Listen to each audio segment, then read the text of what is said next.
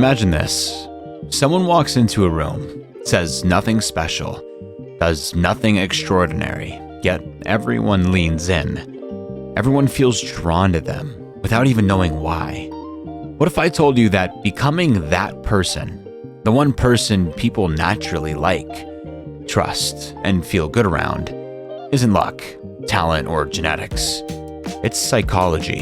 And once you understand it, you'll never walk into a conversation the same way again. In the next few minutes, I'm going to hand you 5 psychology-backed tools that can make you instantly more likable. Not by pretending, not by faking confidence, but by learning how the human mind actually works. And once you master these, people won't just enjoy being around you, they'll feel better about themselves because of you. And that's the real superpower. Let's start with one of the most overlooked principles in communication. The brain is always searching for hits. What hurts, what inspires, what threatens, and what strengthens. Every question you ask someone instantly triggers their brain to search its emotional library. So if you casually say, "Been busy lately?" you accidentally send their brain down a dark hallway. Suddenly, they're scanning for stress, deadlines, frustrations, and everything overwhelming them.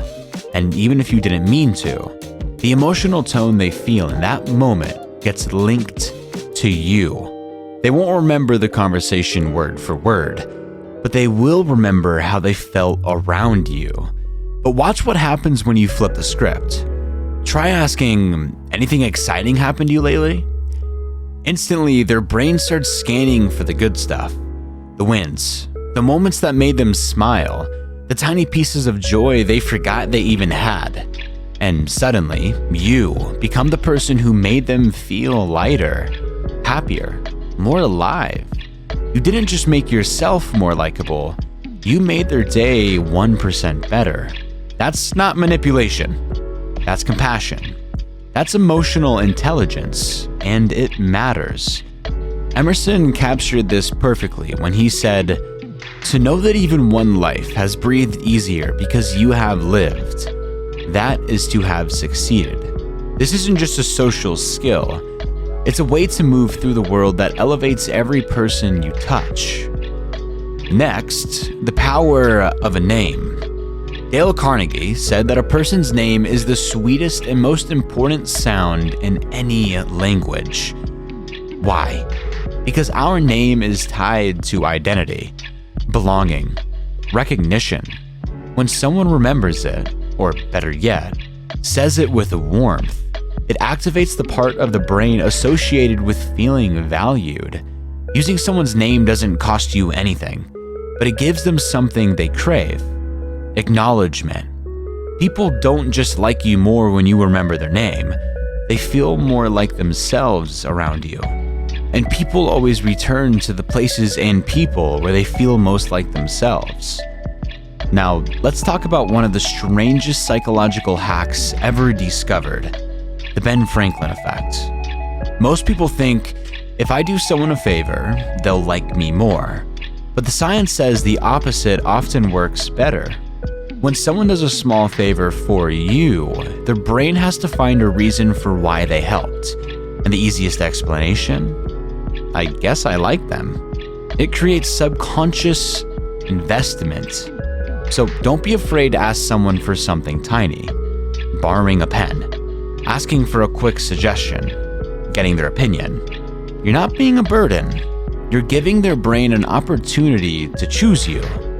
And speaking of opinions, here's another powerful principle. Ask for advice, not because you need it, even though sometimes you will, but because it shows you value their mind. When you say, "What do you think about this?" you're telling them your perspective matters. People love feeling wise. They love feeling like their voice carries weight. Even if you ultimately take a different path, the simple act of asking can deepen connection. People like people who make them feel capable. But none of this matters without the skill that ties it all together. Active listening. Most people don't actually listen. They wait. They wait for their turn. They wait for the moment they can talk about themselves again. But when you truly listen, when you look at someone and make them feel like the only person in the room, you give them a rare gift in a noisy world. Nod slowly. Echo a few of their words. Say things like, "Oh, that must have felt amazing." Or, "Wait, tell me more about that." When you do this, people don't just feel heard, they feel safe. And the truth is, liking someone is just another word for feeling safe in their presence. These 5 tips aren't tricks. They're ways of showing people the one thing every human being silently hopes for. Let me feel seen. Let me feel heard. Let me feel valued. And the moment you give someone that feeling, you become unforgettable. Not because you tried to impress them, but because you helped them feel more connected to their own life. If you want to be more likable, stop trying to be interesting. Start being interested. Stop trying to shine. Start reflecting the light in others. Because the people who are remembered, admired, and trusted are the ones who make others feel like they matter. And in a world starving for connection, you can be the person who reminds people that there is still kindness, still depth, still warmth, still hope. And maybe that's the real psychological lesson. Likability isn't about performing. It's about presence. It's not about perfection. It's about intention. The intention to leave people better than you found them. The intention to activate joy instead of stress. The intention to use words that lift instead of words that drain.